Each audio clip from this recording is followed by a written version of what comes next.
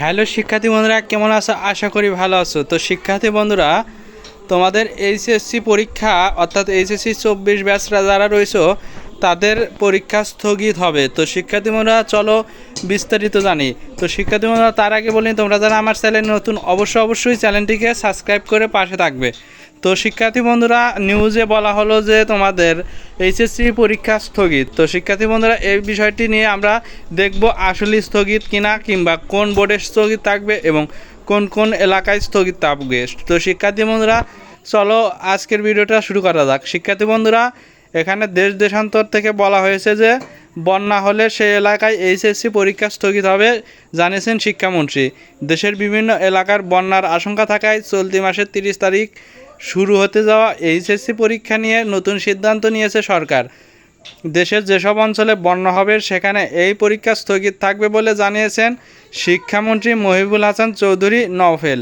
বুধবার 5 June HSC ও সমমানের পরীক্ষা 2024 উপলক্ষে শিক্ষা মন্ত্রণালয়ে অনুষ্ঠিত জাতীয় মনিটরিং ও আইন শৃঙ্খলা কমিটির সভায় তিনি এই তথ্য জানান। সভা শেষে সংবাদ সম্মেলনে শিক্ষামন্ত্রী বলেন, এইচএসসি পরীক্ষা চলাকালীন আবহাওয়ার যে পূর্বাভাস আছে, আমাদের বিভিন্ন নদীর সীমা ঊর্ধ্বমুখী সেখানে বিপদসীমা অতিক্রম করেছে। সে নিয়ে এর মধ্যে আমরা অবগত যেসব কেন্দ্রে এবং অঞ্চল ক্ষতিগ্রস্ত হওয়ার সম্ভাবনা আছে, শিক্ষার্থীদের যাতায়াতের বিষয়টি মাথায় রেখে আমরা এই মধ্যে প্রস্তুতি নিতে সম্পন্ন করেছি।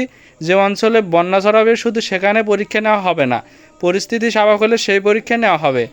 মন্ত্রী বলেন, এবার সব পরীক্ষার্থী নিয়মিত অনিয়মিত মনোনয়ন জাতীয় শিক্ষাক্রম ও পাঠ্যপুস্তক বোর্ড বাংলাদেশ কর্তৃক পালিত 2024 সালের পূর্ণবার্ষিকীত পাঠ্যসূচি অনুযায়ী সকল বিষয়ে পূর্ণ নম্বর ও পূর্ণ সময় অনুষ্ঠিত হবে।